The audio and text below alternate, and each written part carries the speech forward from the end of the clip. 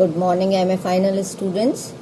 आज मैं आपका प्रथम टॉपिक शुरू करने जा रही हूँ जिसका टाइटल है mercantilism and European economic interest in India. प्रथम भाग में हम वाणिज्यवाद को समझेंगे। वाणिज्यवाद जैसा कि शब्द से ही ज्ञात होता है कि यह वाणिज्य यानी कि व्यापार से ही संबंधित एक टर्म है।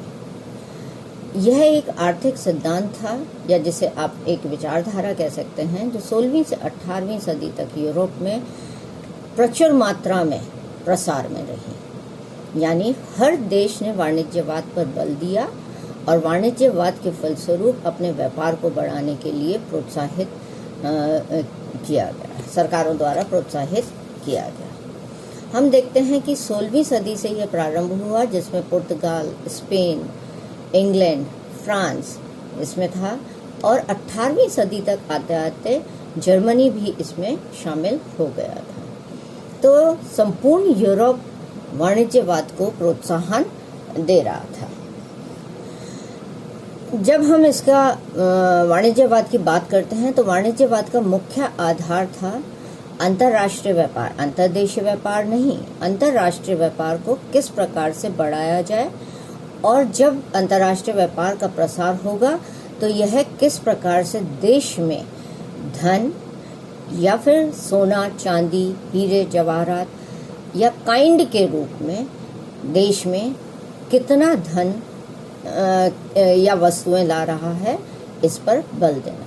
पर मुख्य रूप से अगर हम देखें तो वाणिज्यवाद के अंतर्गत अपने देश में धन की वृद्धि करना या काइंड में सोना, चांदी, हीरे, जवाहरात की वृद्धि करना ही वाणिज्यवाद का प्रमुख लक्ष्य रहा था। अब इस लक्ष्य के लिए वाणिज्यवादियों का मानना यह था कि हम जो लक्ष्य व्यापार से प्राप्त कर सकते हैं वह कृषि से नहीं हो सकता, क्योंकि अभी तक हम देखते हैं कि कृषि ही हर देश में उनकी आजीविका का और आर्थिक आधार रही है। उनका यह मानना था कि कृषि थोड़े समय के लिए तो उत्पादक रहती है, परंतु हम लंबे समय तक इस पर निर्भर नहीं कर सकते हैं और लंबे समय तक यह उत्पादक भी नहीं रह सकती है। अतः इसकी अनुत्पादकता को देखते हुए हमारे को व्यापार और वाणिज्य को अपने देश में बढ़ावा देना चाहिए। और इसीलिए हम देखते हैं कि 16वीं सदी तक आते आते ये जो औद्योगिक क्रांति हुई थी उसका एक पॉजिटिव रिजल्ट हमारे सामने आया था। वो यह था कि कृषि के उपकरणों का विकास तो हुआ था और कृषि में वृद्धि भी आनी शुरू हुई थी, परंतु यह समझ में आ चुका था कि कृषि पर निर्भरता ज़्यादा लंबे समय तक हम नहीं रख सकते हैं। इसलिए अपने उद्योग और व्यवसाय व्यापार को बढ़ाने के लिए हमें दूसरे देशों के साथ में व्यापारिक संबंध स्थापित करने होंगे, तभी हम अपने लक्ष्य की प्राप्ति कर सकते हैं।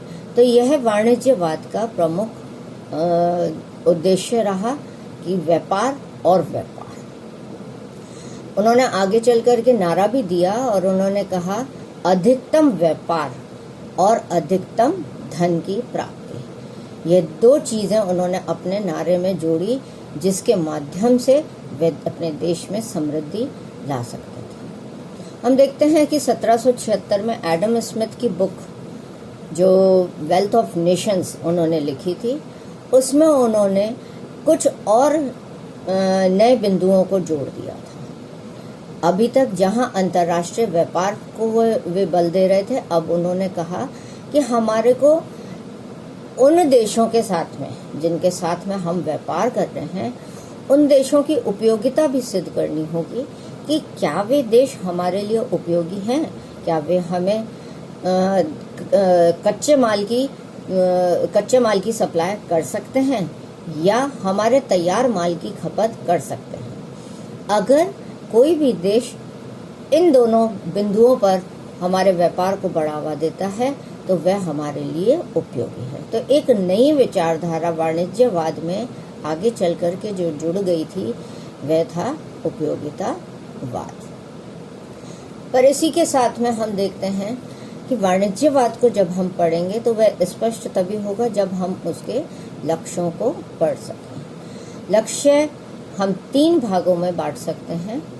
प्रथम लक्ष्य के रूप में अगर हम देखें तो अपने धन संग्रह से, यानी अंतर्राष्ट्रीय व्यापार के माध्यम से जो धन का संग्रह ये वाणिज्यवादी कर रहे हैं, उससे अपने देश की आर्थिक संपन्नता को और शक्ति को बढ़ाना, यह उनका मुख्य उद्देश्य रहा था। और जब आर्थिक संपन्नता और समृद्धि और आंतरिक शांति और आर्थिक शांति अगर उनको मिल जाती है, प्राप्त हो जाती है, तो वो अपने हर राजनीतिक लक्ष्यों की प्राप्ति कर सकेंगे। तो पहला उद्देश्य उनके लिए महत्वपूर्ण था कि धन अधिक से अधिक मात्रा में अपने देश में लाया जाए, आर्थिक समृद्धि को बढ़ाया जाए और उन राजनीतिक लक्ष्यों की प्राप्ति की जाए जिसके लिए वे व्यापार कर रहे हैं। दूसरा उद्देश्य जो था वह था आंतरिक शांति की स्थापना करना। आंतरिक शांति की स्थापना करना यानी अपने अंतर्राष्ट्रीय व्यापार को विकसित करके ही प्राप्त की जा सकती थी। और जब अंतर्राष्ट्रीय व्यापार विकसित होगा तो उन्होंने कहा कि हमारे देश में धन अधिक होगा। धन अधिक होगा तो उन्होंने कहा कि हम अपने देश के निर्यात को अधिक से अधिक बढ़ा सकेंगे, और निर्यात को बढ़ाएंगे तो हमारे देश में जब हर प्रकार से धन से परिपूर्ण होगा तो शांति की स्थापना भी होगी। और औद्योगिक क्रांति इसमें एक महत्वपूर्ण भूमिका निभाती है कि औद्योगिक क्रांति ने अपने देश में बढ़ते हुए उत्पादन के लिए उस उत्पादन को अन्य देशों में निर्यात करना ही राज्य सरकारों की एक मुख्य लक्ष्य बना दिया था। और राज्य सरकारों ने इस निर्यात को अपने संरक्षण में बढ़ावा भी दिया था, और इसके परिणाम स्वरूप विदेशी व्यापार की वृद्धि भी हुई थी। तीसरा पॉइंट जो इसमें आता है वह यह है कि बाह्य सुरक्षा के लिए सशक्त सेना की सरलता से संगठन करना। हाँ, पर इससे पूर्व मैं आपको सेकंड पॉइंट में जहाँ आंतरिक शांति की स्थापना है उसमें एक चीज़ और जोड़ना चाहूँगी कि जब हमारे यहाँ किसी देश में उत्पादन अधिक होगा तो आप देखेंगे कि रोजगार के अवसर भी वहाँ पर बढ़ेंगे, और रोजगार के अवसर बढ़ेंगे तो देश में उत्पादन अधिक होगा। वैसे वर्षा है ये कि देश में उत्पादन अधिक होगा तो रोजगार के अवसर बढ़ेंगे, और रोजगार अधिक होगा तो उतना ही निर्यात के अवसर बढ़ेंगे, क्योंकि अधिक उत्पादन होगा तो वो उतना ही अपना माल दूसरे देश में खपत के लिए दे सकते हैं। और वाणिज्यवाद का तो यह मुख्य उद्देश्य ही रहा कि देश में अधिक से अधिक निर्यात किया जाए और कम से कम आयात किया। यानी आप अगर निर्यात अधिक करेंगे तो आपके पास में धन की उतनी ही प्राप्ति होगी, और आयात कम करेंगे तो आप अपने देश का धन बाहर बहुत कम मात्रा में भेज पाएंगे। तो इस बीच में आपके जो आयात और निर्यात अधिक आयात कम, इन दोनों के बीच का जो डिफरेंस है, मतलब जो फायदा होगा, उस फायदे से देश में आर्थिक समृद्धि की एक ऑटोमेटिकली वृद्धि होगी, क्योंकि धन बाहर कम जा रहा है और घर में अधिक आ रहा है। तो इस तरह से उन्होंने क्या, अधिक से अधिक रोजगार के अवसर देना, अपने देश में अधिक उत्पादन करना और अधिक मुद्रा का प्रचलन में रहना, यह 3 उन्होंने अपने मुख्य उद्देश्य बना लिए थे। और इसी उद्देश्य की प्राप्ति के लिए वे अपना कार्य कर रहे थे, और राज्य सरकार भी इसमें उनको संरक्षण दे रही थी। तीसरा पॉइंट जो मैं आपको बता रही थी कि बाह्य सुरक्षा के लिए सेना की सरलता से संगठन करना। तो हम अगर इसको ध्यान से देखें तो व्यापार और वाणिज्य से धन की वृद्धि होगी और इस धन संचय जो सोने चांदी के फॉर्म में आपके देश में रहेगा, तो यह आपकी शक्ति का परिचायक है। क्योंकि जितना आपके पास में, आपको भी पता है कि बुलियन जो है, गोल्ड मार्केट जो है, उसी के बदले में आपके पास में रुपये की प्राप्ति होती है। एक सरकार के पास में जितना बुलियन होगा उतना ही वह स्ट्रांग होगा। तो अगर सोने चांदी की मात्रा आपके पास में अधिक है तो आप शक्तिशाली माने जाएंगे। तो इस शक्ति का परिचायक क्या है? सोना चांदी। तो व्यापार, अधिक से अधिक निर्यात करना और अपने देश में सोने चांदी की स्थापना की प्राप्ति करना, यह अधिक होगी तो आप जहां आंतरिक शांति की स्थापना करेंगे, वहीं साथ की साथ आप अपने देश में देश की सुरक्षा के लिए और अपने व्यापार के बढ़ावा के लिए एक सशक्त सेना की स्थापना करेंगे। अब व्यापार में सेना की क्या आवश्यकता है?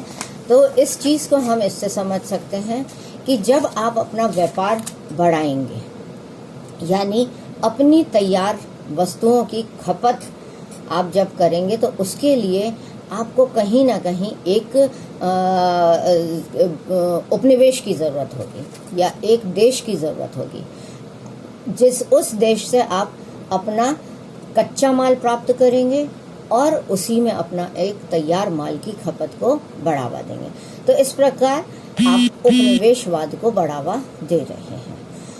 जब उपनिवेशवाद स्थापित होगा तो आप उपनिवेश को किस प्रकार से सुरक्षा करेंगे, कैसे अपने पक्ष में रखेंगे, उसके लिए एक सेना की आवश्यकता ज़रूरी है। सेना की आवश्यकता ही है और सेना की आवश्यकता तभी पूरी होगी जब आपके पास में धन की प्राप्ति होगी और यह धन आप सेना के संगठन में लगाएंगे। तो आप देखते हैं कि वाणिज्यवाद से एक तरफ आपको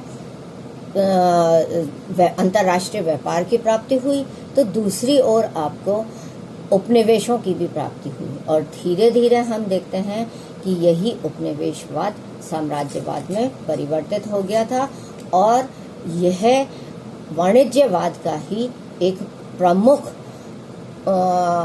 परिणाम रहा था।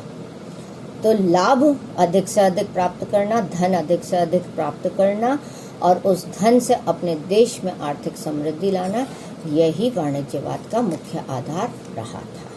तो हमारा प्रथम टॉपिक जो है वो यहाँ तक है। इसी का पार्ट बी हम नेक्स्ट उसमें पढ़ेंगे, जिसमें मैं आपको अन्य देशों का भारत में आर्थिक हित किस प्रकार से बढ़ा उसको बताएंगे।